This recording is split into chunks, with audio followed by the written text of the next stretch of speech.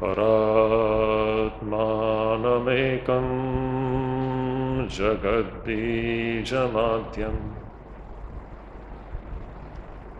Niriham Nirakaram Omkar Vidyam Yato Jayate Palyate Yena Vishvam Tamisham Bhajeli Yate Yatra Vishvam. Hari Om Tat Sat. Hari Om Tat Sat. Hari Om Tat Sat. Dear devotees, so we have been studying the 8th chapter of Bhagavad Gita. Before we take up the next verse, let us just look back into what we studied in the last class. Just to recapitulate some important points. Sri Krishna is talking about how to remember the supreme reality in the final moments of human life. That's the defining or the deciding moment which is waiting to come in every human being's life. When every human being has to face this moment when we have to shed this gross body. The question is at that time, what is going to be the content of our mind? If the content of our human mind at that time is anything apart from the supreme reality, its consequence is going to be of one kind. And if the content of the mind at that time is that supreme reality alone, I emphasize the word alone, nothing else, the consequence of that is going to be totally different. This is what Krishna was saying. Mam upetya tu kaunteya punarjanma na vidyate. A person who leaves the body with his mind completely fixed on me, for that person there is no question of returning to this mortal plane. This is the mortal plane. And so beautifully Krishna describes this mortal plane as what? Dukkhalayam ashashvatam. Two beautiful terms. And these terms are used to generate, to evoke vairagya in us, to stimulate the spirit of dispassion. Because unless we have the spirit of dispassion for this relative plane of existence, our mind will never go towards the supreme reality. So what is this relative plane? This relative plane. So we are constantly, we're talking about two planes, as if there are two planes. Truly speaking, there are no two planes. That second plane is the creation of Maya. Now that is what we are going to come to that point. But presently we are caught up in this plane of Maya, which is the plane of relativity. And this plane of Maya, relativity, is full of suffering. It is dukkhalayam. It is an abode of dukkha, miseries. All kinds of miseries, physical and non-physical. Shankaracharya makes this point very clear. Misery coming in various forms, physical as well as mental and so many other kinds of miseries. In this relative plane of existence, no jiva can be happy. It's impossible. That is the very nature of this framework. This framework of relativity is such that here no living creature can have fulfillment, or nobody can be happy in the real sense of the term. It is not possible. We are only carried away by momentary pleasures. which we are confusing with happiness. Momentary pleasures coming from the body and the senses is not happiness. It cannot fulfill the human soul. It's impossible. So, Krishna was talking about this. If you're leaving the human body with your mind fixed on the supreme reality, you will be attaining me. And if this is not the case, if your mind is occupied with something else, then you are going to come back to this mortal plane of existence. This is what we had seen in the verse number 15 and 16, where Krishna was saying, Mam upetya punarjanma dukkhalayam ashashvatam napnuvanti mahatmanaha sansiddhim paramam gataha. A person who reaches me, Mam upetya, for that person, this dukkhalayam ashashvatam, this abode of misery and suffering, he doesn't have to come back to this abode of misery and suffering.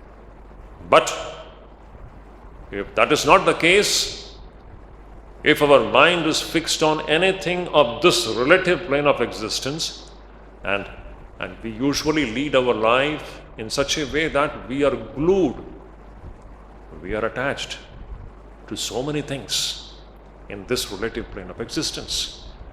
And Krishna says here, Aha Brahma Bhuvana Loka Punaravartinorjuna Mam upete tu kaunteya punarjanma na vidyate. Two consequences. This relative plane of existence, starting from Brahma down to the lowest plane. Now here some beautiful ideas are coming, which we discussed. We just got a hint about that in the last class. Krishna says that starting from the plane of Brahma, Brahma is the highest plane of existence in this relative universe. In this cosmos, the highest plane of existence is that of Brahma. Starting from that Brahma down to the most lowest plane, every plane of existence is subject to rebirth. You may attain any of these planes. They are all graded levels of existences in which the human plane is somewhere in midway. There are several lokas. You may leave this human plane and reach some of the higher lokas, no matter which loka you attain. All these lokas are subject to rebirth. You have to come back to the human plane to work out your karma. There is no escape from that. And as long as we don't attain the knowledge of the supreme reality, there is no escape from this repeatedly coming back to the human plane. There is no escape. We have to repeatedly come back. So, Brahma Bhuvanat Lokat, starting from Brahma Bhuvana. Brahma Bhuvana means starting from the Brahma Loka down to the lowest plane. They are all Punaravartino Arjuna. They are all Punaravarti. They are all subject to rebirth. But Mamupetya Punarjanma na vidyate. But if you reach me, if you reach the supreme reality, there is no more rebirth. See, these are all great verdicts. There is no ifs and buts in this. The language of the rishis are so clear, indubitable. It's not like the language of the modern science, ifs and buts. Always an element of doubt remains there. The language of the rishi is absolutely like the final verdict. If you attain me, there is no rebirth. If you don't attain me, there is no escape from rebirth. It's like that. Then verses 17 to 19. 17, 18 and 19. The last class we studied the 17th verse. Now all these 17, 18, 19, these three verses, they talk about this relative plane of existence. Beautiful. We should understand the relative plane of existence. It is unthinkably vast. It's beyond human comprehension. Human mind cannot comprehend it. We may try to, but it goes beyond the so-called ordinary human being's mental conception or comprehension. It's very difficult.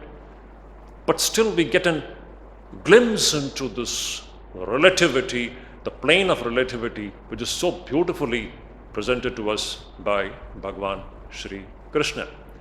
So Krishna says here, now see, now when you talk about this universe, this cosmos, as I said, its highest plane is Brahma.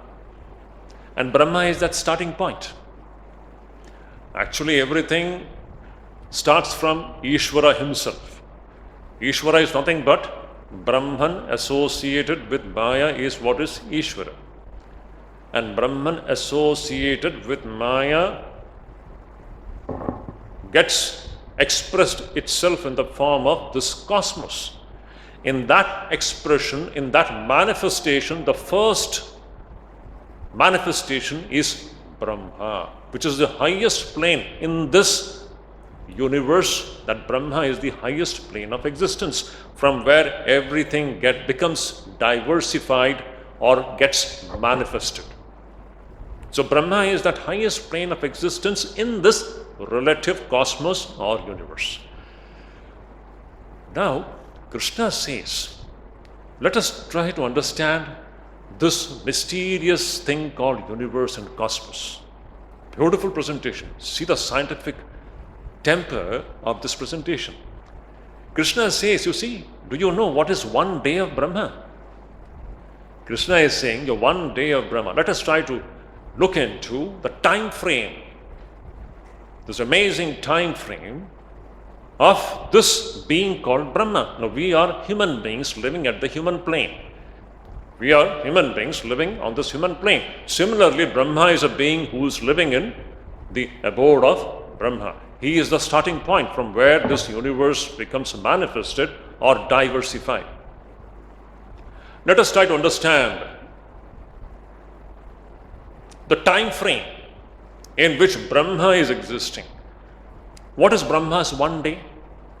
So Krishna says, Sahasra Yuga Paryantam Aharyat Brahmano Vidu Ratrim Yuga Sahasrantam Teho Ratravido Janaha. So knowers of day and night, experts, they are experts in the field of time. They are masters in the field of time. They have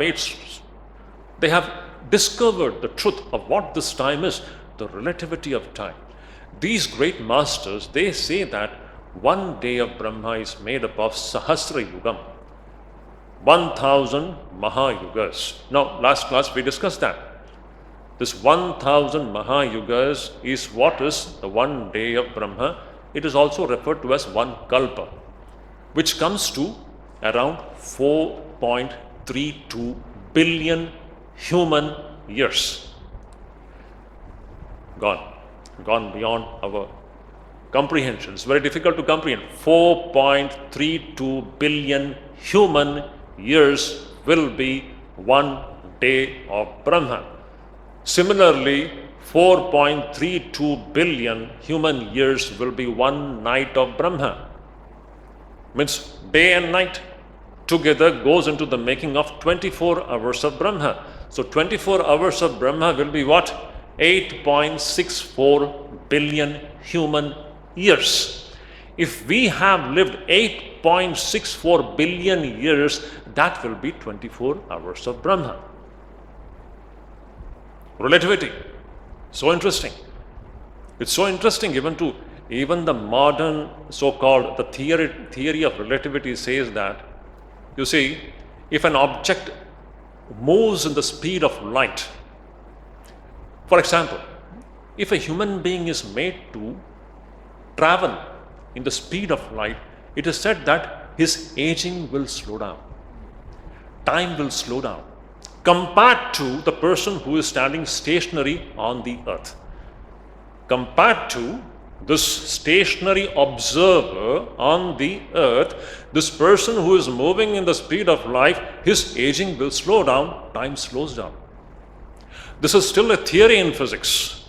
Physics cannot prove it owing to the limitations of modern physics. It is not a proved one, but theoretically it is there.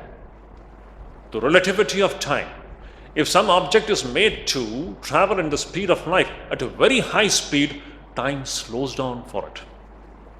It is so interesting. So when we have lived several lakhs and lakhs of years, Brahma has aged only for, say, 1 minute. So Brahma may appear to be eternally young, is it not? Where we have become old very fast, Brahma has lived only for a few seconds. He is not aging very fast. So Brahma will appear to be eternally young. He is not aging at all. No, he is also aging in his time frame. It's such an interesting thing it is. But compared to our time frame, where we have lived several lakhs of years, Brahma has lived only for 1 minute or maybe a 1 second. Who knows? Relativity. What an amazing thing is what modern science today speaks about. Relativity theory. This was so well known to the rishis of the Vedas. They might not have used the terminology of the modern physics, but the concept was very much there. The relativity of time, space and causation. Shankaracharya in his commentaries repeatedly talks about Desha Kala Nimitta, which is what is Maya. While describing Maya, these three terms repeatedly come. Desha, Kala, Nimitta. Time, space and causation. Exactly what modern physics is talking about today. What an amazing thing. Swami Vivekananda says, every modern scientific discovery in the realm of physics is only an echo of what our rishis have discovered ages and ages ago. It's a wonderful thing it is. And this only Hindu system of thought, the Vedic system of thought, can stand the test of modern science. Abrahamic religions, they're always scared of modern science. Abrahamic system means the Judaism, Christianity and Islam. Now you see, according to Christianity, it is a thing to be, we should know actually. Going by Christian theology, according to the Christian theology, according to their cosmology, cosmology is there in all systems. This is the Vedic cosmology. What we are studying is the Vedic cosmology. Cosmology is what? The scientific study of the cosmos. This is there in all the systems. In the so-called the Semitic cosmology, especially Christianity, they say that this universe was created when 4,000 years before Christ. 4,000 BC. Can you imagine this? Today, even going by the so-called discoveries of modern physics would say a Big Bang occurred 14 billion years ago. So, Christianity has got no clue how to face modern science. Today, no baby will believe in the idea that the world came into existence 4,000 years before Christ. Is it not? Most unscientific idea. The same with all the Abrahamic systems. That's why these systems are very scared of modern science. Because modern science is totally demolishing their all theology and their cosmology. That this is all just imaginary things. Whereas Vedanta is the only system which has got no fear of modern science, because every discovery of modern science only goes to prove and vindicate the great vision of the rishis. So interesting. So this relativity theory, which is so much touted in the modern physics today, this was a thing which was very well known to the rishis of the Vedas. That time and space, they are all relative. They are all relative from one plane of existence to another plane of existence. That is what here Krishna is talking about. See, one day of Brahma is made up of so many billions and billions of human years. In this respect, one joke comes to my mind here. Very interesting joke. The relativity. There was a devotee, and he had a lot of desires to fulfill in this world. He wanted many things, just like any other ordinary human being, wanting wealth, wanting pleasures, wanting all the good things of life. So he propitiated Brahma, not Ishvara, okay. This distinction between Parameshwara and Brahma should be kept in mind. Not Ishvara, but Brahma. Brahma, who is the highest, living at the highest plane of existence, and he is very powerful. So this devotee, he propitiated that Brahma. He did a lot of tapasya, lot of austerities, and Brahma became very pleased, very happy with his tapasya, with his devotion. And Brahma appeared before him and told him, yes, I am so pleased with your austerities, with your love and devotion for me. You ask whatever you want, I'll grant it. So that devotee was so pleased. He immediately gave his long list of things which he wanted. Brahma, I want this, I want that, fulfill my this wish, that wish. So Brahma listened to everything and he said, very good. I will grant everything that you have asked for. Wait a minute. And he disappeared. Brahma said, wait a minute. I will grant I will grant all your wish, just wait a minute, and it disappeared. And this devotee was so happy. He said, Brahma has said, he is going to grant me everything. He said, wait a minute. So 1 minute is over. 1 day is over. Several days have gone by. Several months have passed. 5-6 years have gone by. And now this devotee is greatly disappointed. Brahma said that he will be fulfilling all my wishes, and he said that wait for a minute. What is this? He has not done anything. He again prays to Brahma, and then Brahma appears before him again, and he complains. Brahma, what is this? You had told that you will be granting all my wishes, and you told me wait a minute. I said, yes, I told you wait a minute. That 1 minute is of my plane of existence.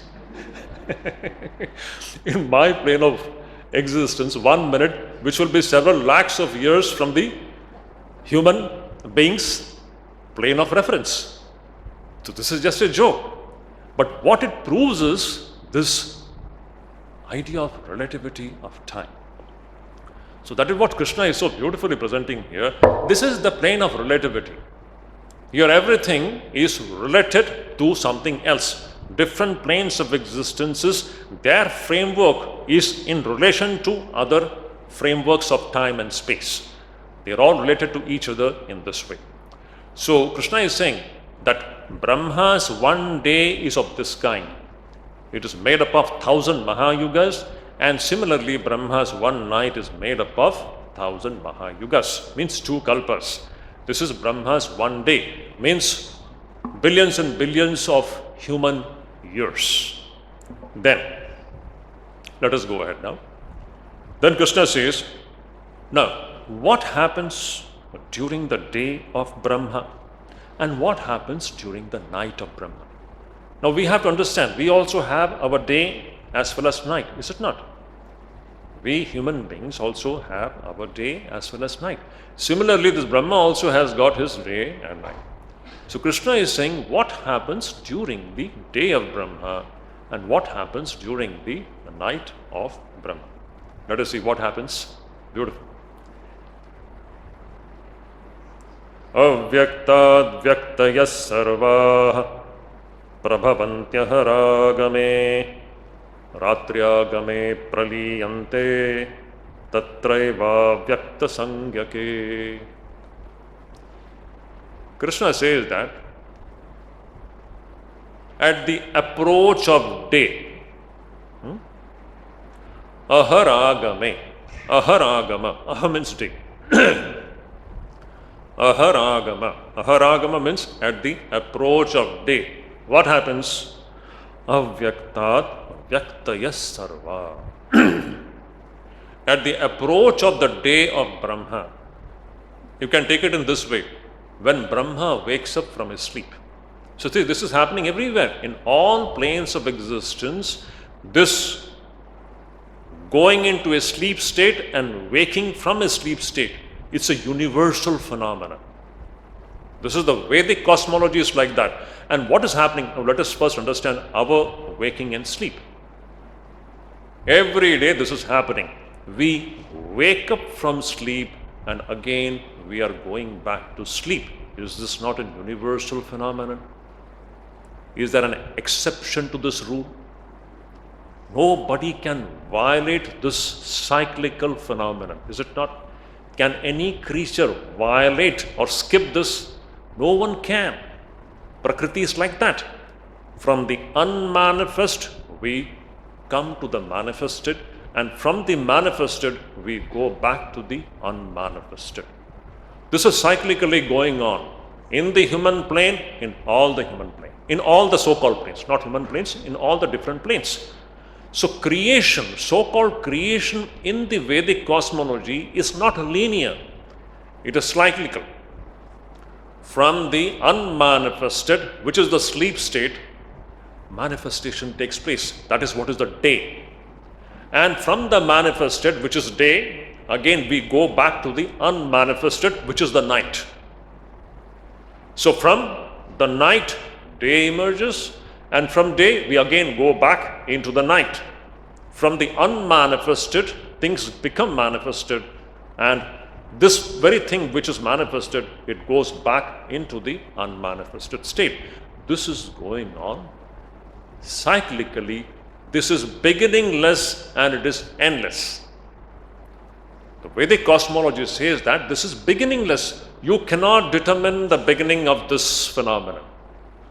You cannot say this idea of 4,000 years before Christ, the creation started. It's like a joke. Whereas the Vedic cosmology says the beginning of this creation cannot be determined. It is cyclical. It's going on. And it will go on endlessly as long as we don't know the reality. This is the Siddhanta. So here, Krishna is saying that Aharagame, at the approach of the day of Brahma, Avyakta Vyaktaya Sarva, everything becomes manifested. From where? From the unmanifest. And Ratri Agame means at the approach of the night, what happens? Tatraiva avyakta sangyake praliyante. In that very thing which is unmanifested, everything gets dissolved. So things get manifested from the unmanifested, and from the manifested, they go back to the unmanifested. This is what is happening in the day as well as the night of Brahma. This is happening in our... Now see, when we talk about Brahma, Brahma is that cosmic being, and we are all inside him. It's a very interesting phenomenon. We are all inside him, is it not? We are not outside of him. It is Brahma's creation, and we are all the ingredients of that Brahma's creation. So, as in the individual plane, every day we wake up from sleep. Waking up from sleep means what? We are waking up from an unmanifested state. Every night when we go to sleep, where are we going? Now, this is another very profound investigation. There is no time to go into that. This state of unmanifestation, the causal state. Every day we are going into the causal state of this creation, and from the causal state, things become manifested. And from the manifested state, we are again going back into the causal state. This is happening at the individual plane. This is also happening at the cosmic plane. This is the phenomenon. Whether individual or cosmic, the phenomenon is same. Going back to the causal state. From the causal state, once again everything becomes manifested. And from the manifestation, once again we go back to the unmanifested. This is going on. Now, this is endlessly going on. Another very interesting thing now Krishna is going to tell us. And this Krishna is going to tell us so that we develop dispassion. Now this is endlessly going on. We are every day waking up from sleep and going back to sleep. Is it not? Since the day we were born as babies, it is going on. And one day we will become old and will die. Again we are born. Again the same thing. Waking up from sleep, and when we are awake, we are involved in all kinds of things. Is it not? And again we go back to sleep. Again we wake up, get involved in all kinds of things. Again we go back to sleep. One day we die. Again we are born. Again, in that life, We wake up from sleep to be involved in all kinds of things. We become tired. We go back to sleep. Again we wake up. This is going on endlessly. This is what is our bandhana. Actually, what we are discussing now is khandana bhava bandhana. To put it in Sri Ramakrishna's language, this is what is bhava bandhana. Bhava means what? This mysterious cosmos, creation, in which we have become bound. We are all bandha here. We have become bound in this mysterious, cyclical nature of this cosmos. We are trapped here. We are just waking up, going back to sleep. Waking up, going back to sleep. And when we are awake, we are involved in all kinds of things. To put it in Shankaracharya's beautiful language, punarapi jananam, punarapi maranam, punarapi janani jataresha. Iha samsari. Samsara means the cyclic nature of this cosmos. Samsara means this wheel of becoming manifested from the unmanifested and going back to the unmanifested. This wheel is just moving like this. And we are trapped inside this wheel. Punarapi jananam, punarapi maranam, punarapi janani jatareshayanam. Iha samsari. This is what is samsaranam, this cycle. Bahudustari. It's very difficult to get out of this cycle. Kripaya pari, pahi murari. How to get out of it? Bhaja govindam, govindam bhaja mudhamate, samprapte sannihite marane, nahi rakshati tokram karne. Nothing. You cannot come out of this cycle without knowing the reality. Khandana bhavabandhana cannot take place as long as we don't experience the supreme reality. And there is a way to do that. The only purpose of human life is this, to break this bondage. Khandana bhava bandhana. That is what is. Now what is this bhava bandhana? This is what is bhava bandhana. A beautiful verse. Next verse talks about how we are helplessly. The term helplessness comes here. We are all totally helpless. We have no choice. We are totally tied down, hand and foot, in this realm of relativity. And as long as we don't gain that knowledge of the supreme reality, there is no escape. We are all just like puppets in the hands of nature. Waking up from sleep, going back to sleep. Waking up from sleep, going back to sleep. Is this not happening? Do we have any choice? Can we break this law? Whereas the reality is that which is beyond this waking and sleep, which is always awake. When we realize that, we will be breaking this cycle of waking and sleeping, waking and sleeping. That is the permanent waking up. When the reality is realized and experienced, we will be coming out of this trap into which we are. Here inside this, we are helpless, totally helpless. When we understand this, we will be developing dispassion for this plane, this relative plane. And without dispassion, nobody can move towards the experience of the supreme reality. Dispassion is the crux of spiritual life.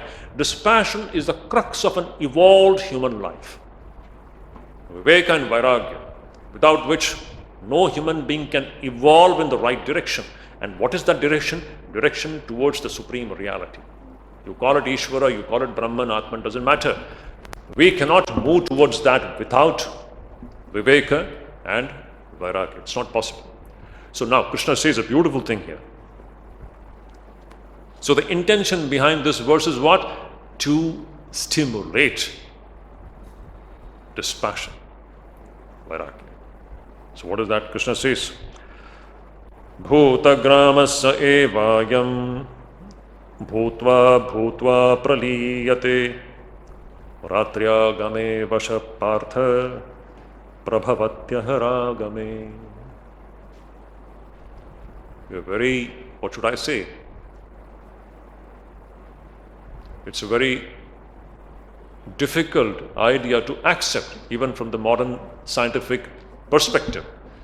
But it's very true. Swami Vivekananda talks about this verse in his complete works. Krishna says here, now see, in one day of Brahma, we have spoken about one day and one night of Brahma, which is 2 kalpas. Brahma, when he wakes up, that is his day, and when Brahma goes back to sleep, that is his night. And in his one cycle of creation, in one kalpa, in that one kalpa, we human beings are born repeatedly, because Brahma's one day is what?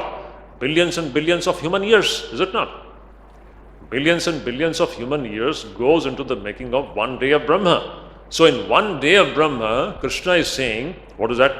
Bhuta grama sa evayam bhutva bhutva praliyate.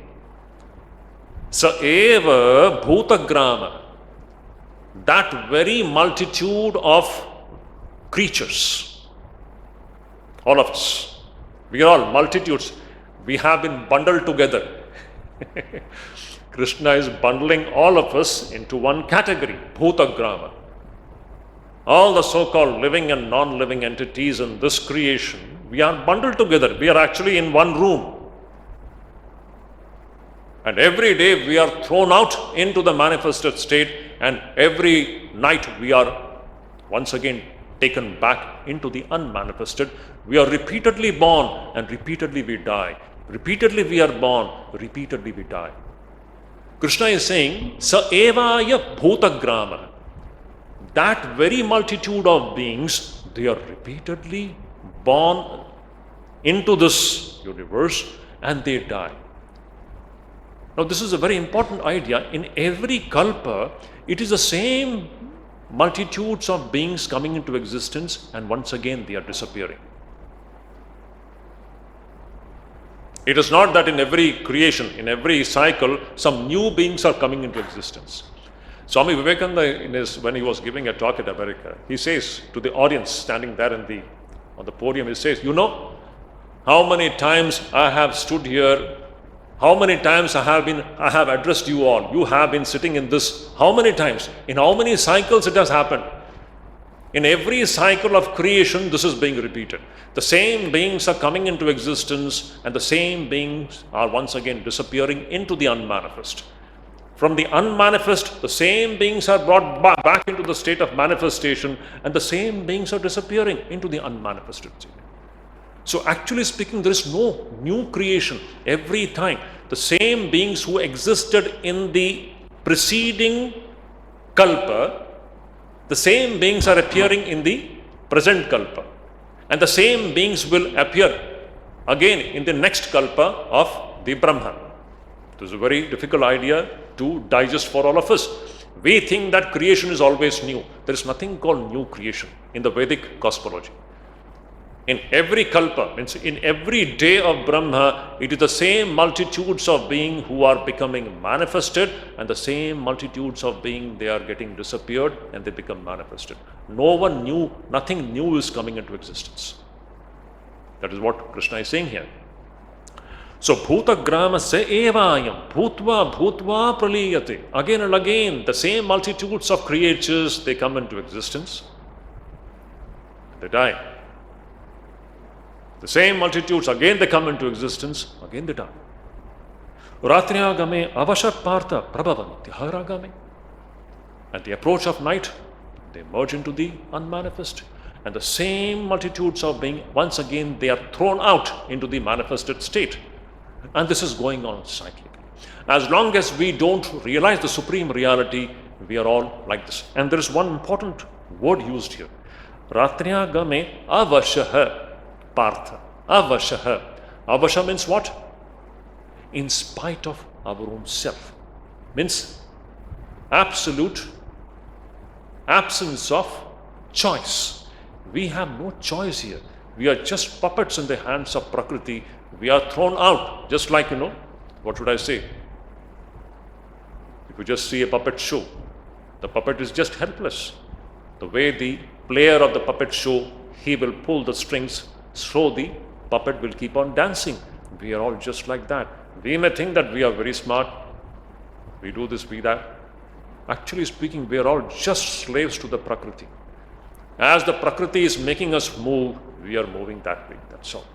And this is the nature of Prakriti. From the unmanifest, things become manifested, and from the manifestation, everything goes back to the unmanifested. So this is going on. So this is being shown. Why? To develop Vairagya, dispassion. As long as we don't have Vairagya, dispassion, there is no question of realizing the supreme reality. Now this is the nature of the verses from 17 to 19. These three verses, they describe that this is the relative cosmos, relativity. Here everything is like that. And we are all trapped inside this cosmos or universe which is of this nature, which is relative in its nature. Now, distinct from this is the supreme reality. That is what is the topic of discussion in the next two verses, beautiful verses, where Krishna says,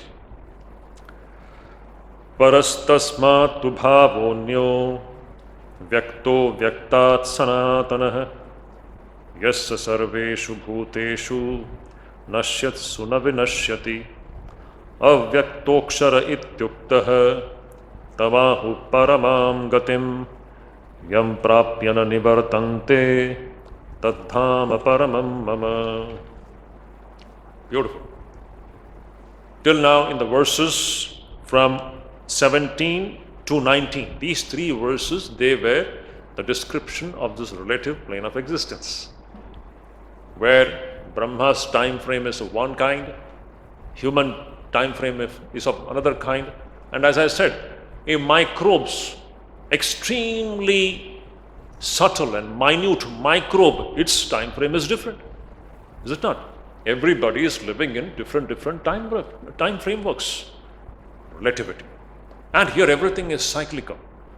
From unmanifested, things are getting manifested, and from manifested, everything is going back to the unmanifested. This is going on like this. And unless we develop Vairagya for this, we can never know that reality which is distinct from this relative plane.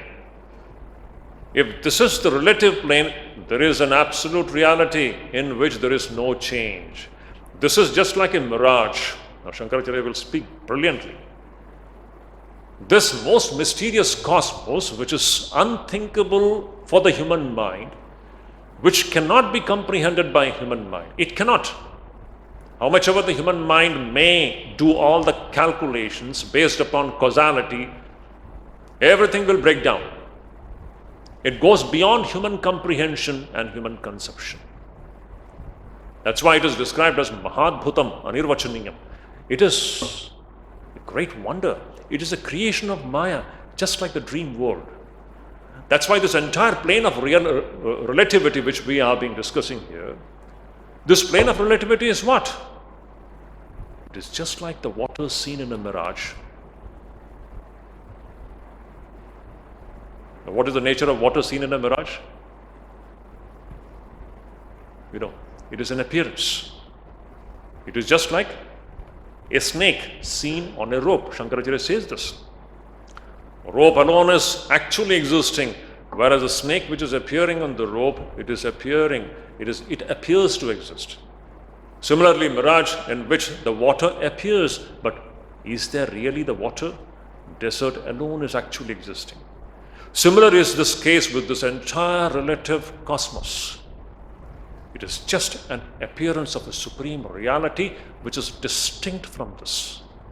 Now that is the description here. Something, that supreme reality which is distinct from this reality, this relative plane. What is that? Parastasmatu bhavo anyo avyakto avyaktat sanatana. Krishna is saying para. Para means distinct. Distinct from this avyakta is another avyakta. Here Krishna is using avyakta referring to both the things. One avyakta is Maya, another avyakta is Ishvara, Brahman. Another avyakta, Brahman is referred to here as avyakta. We should understand these terms these terms should be understood in its proper context. Here Brahman itself is referred to as avyakta, the real higher unmanifested. So Krishna is saying that different from this avyakta, which is Maya and Maya Srishti, Maya and Maya's creation, different from this, there is another avyakta. Parastasmatu bhavo anyo avyakto avyaktat sanatana. But that avyakta is sanatana. This is relative, that is absolute. This is changing, this is mutable, that is immutable, that never changes. That is the thing which is actually existing. This is appearing to exist. Yasya sarveshu bhuteshu nashyatsu navinashyati. And how is that supreme reality? That supreme reality is that which never gets destroyed, even when this entire cosmos gets destroyed. Even when this entire cosmos, even when it gets destroyed, that supreme reality, Brahman, never gets destroyed. That is the only thing which is actually existing. Now this is the meaning of several beautiful utterances given by these great rishis. You can so Shankaracharya's immortal utterance. Brahma Satyam Jagat Mithya. This entire plane of relativity is mithya. What is Satyam? That Brahman alone is actually existing. Sri Ramakrishna will put it the same thing. Sri Ramakrishna will put it in his language. He will say, Bhagavan hi ekmatra vastu, baki sab avastu. Same thing. That supreme reality is the only thing which is vastu, which is actually existing. Everything else is avastu. Avastu means which is appearing to exist. That is what Krishna is saying. Parastasmatu bhavo. There is a supreme reality which is distinct from this, which always exists even when this entire relative plane gets destroyed. Yasya sarveshu bhuteshu nashyatsu navinashyati. Even when all these things get destroyed, that supreme reality does not get destroyed. Avyaktokshara ityuktaha tamaho paramam gatim. That is what is referred to as the supreme goal, paramam gati. That supreme reality called Brahman is the parama gati, the supreme goal. That is the goal of all of us. We as human beings, we have that supreme reality as our goal, paramam gatim. Avyaktaha, aksharaha. That supreme reality is described here as akshara. Avyakta and akshara. Here avyakta refers to Brahman. That Brahman is avyakta, the supreme reality, and it is akshara. Akshara means immutable, that which cannot get destroyed. And that is the supreme goal. Yam prapyan anivartante tadhama paramam mama. Krishna says, that is my supreme abode. Krishna says, tadhama paramam mama. That is my supreme abode, reaching which no one comes back into this relative samsara. Reaching that supreme reality, no one then comes back to this relative plane. Now, I'll just introduce the next verse and then we can wind up this session. Now, what is the way to reach there? Now, we have seen the description of this relative plane of existence. Is it not? It's a very beautiful plane of relativity. In this plane of relativity, we all are trapped, helplessly trapped. Sri Ramakrishna's that description is so beautiful. Sri Ramakrishna says, a fisherman, he casts the net, is it not? A fisherman who is sitting on the bank of a lake, he casts the net, a big net. And inside that net, multitudes of fishes are trapped. And the fishes don't even know that they are trapped. They think we are all perfectly fine. Is it not? Sri Ramakrishna's description is so beautiful. Those fishes, they are nicely trapped inside the net, but they don't have any idea how they are trapped. They think that everything is super fine here. They are happily breeding there, laying eggs, giving birth to new fishes. They think everything is fine there. Sri Ramakrishna says it is only a matter of time when this fisherman will pull the net and we know the consequences. Similarly, in this net of Ishvara's Maya, In this plane of relativity, we are all as if we are inside the net of Mahamaya, and we are all helpless here. And the only way to come out of this, what is the way? What is the way to get out of this net in which we have become trapped? What is the way? Krishna says the way is bhakti. Bhaja Govindam, Bhaja Govindam. What Shankaracharya says so beautiful. What is the way? Bhaja Govindam, Bhaja Govindam, Govindam Bhaja Modante, Samprapte Sannihite Marane, Nahi Nahi Rakshati.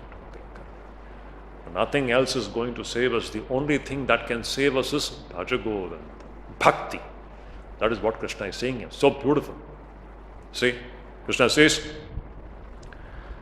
Purushasya Parapartha Bhaktya Labhyastvananyaya Yasyantasthani Bhutani Yena Sarvamidam Tatam.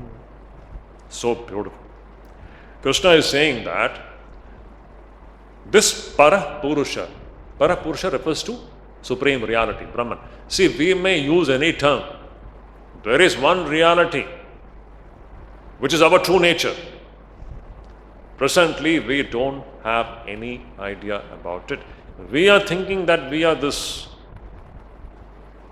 mutable, destructible body-mind complex, which we cannot be. That is the definiteness and certitude with which the rishis of the Upanishads speak about our true nature. We cannot be this psychophysical system at all. We are something distinct from it. But that is the matter of quest, investigation. Who am I? So this talk of Ishvara, Bhagavan, Brahman, Atman, these terms which we use, they're all referring to our own true nature, which is presently hidden. But when you begin to investigate, it will begin to slowly emerge. It has to. That is what the great masters, they tell. And this quest for the supreme reality, this quest for our own true nature is the main goal of human life.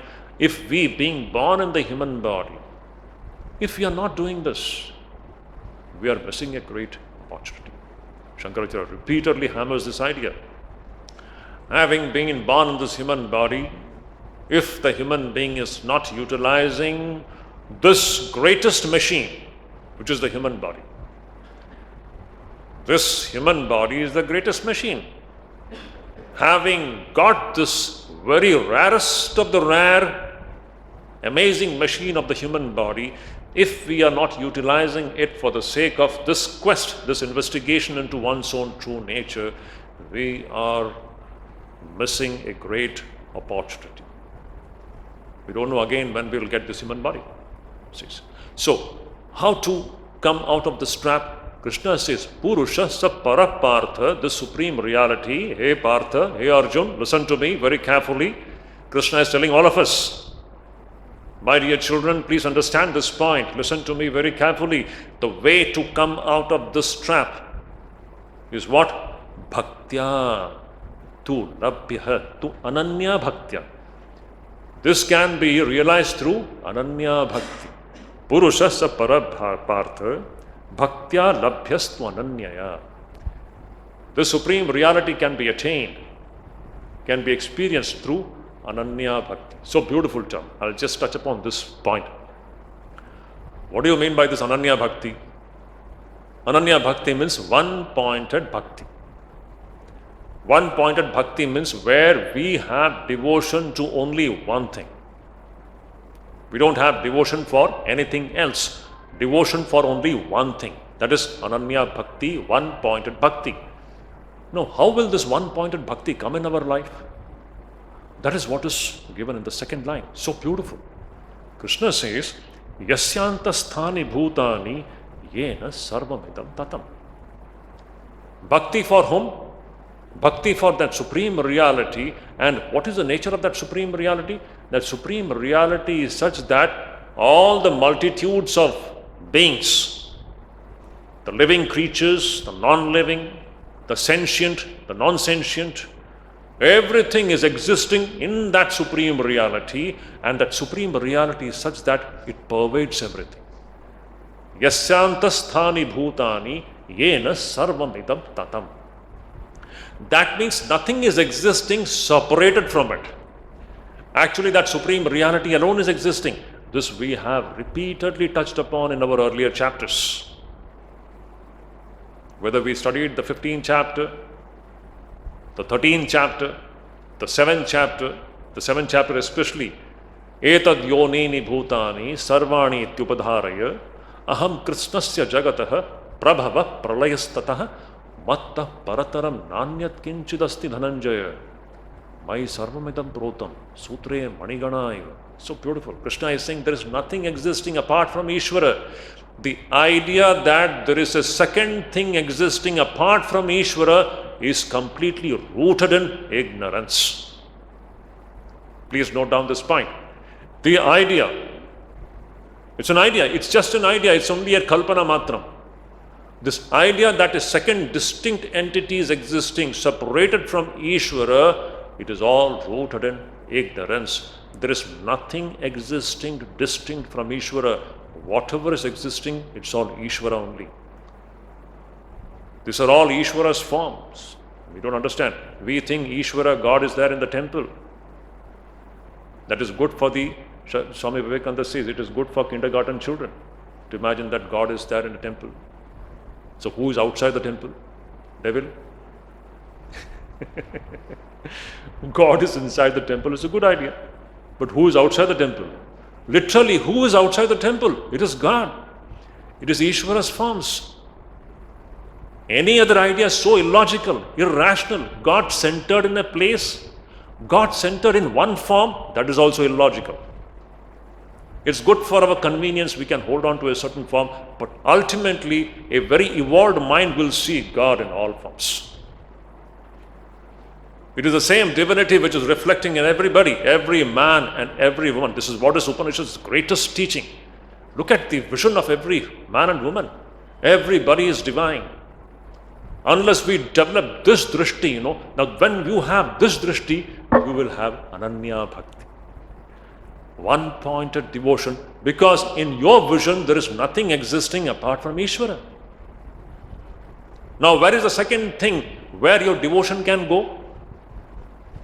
The question is, where is the second thing where your devotion can go? This point Shankaracharya so beautifully talks in the 7th chapter. Anyasya bhajaniyasya adarsanat eka bhakti sa vishishyate. Shankaracharya says, because for this person there is no second entity existing apart from Ishvara, his bhakti will be eka bhakti. It will be one-pointed devotion. So as long as we have the idea that Ishvara is one thing and the Jagat is a second thing, this Eka Bhakti is very difficult to come. Because we are sometimes devoted to God and most of the time we are devoted to many other things of this world. Eka Bhakti won't come. Eka Bhakti comes at that time when you understand that there is nothing existing apart from Ishvara. So how to attain the supreme reality? By Ananya Bhakti, by one-pointed devotion. Shankaracharya says in this commentary, very important, he says, what is this Bhakti which Sri Krishna is talking about? He says, Bhakti which is Jnana Lakshana Bhakti.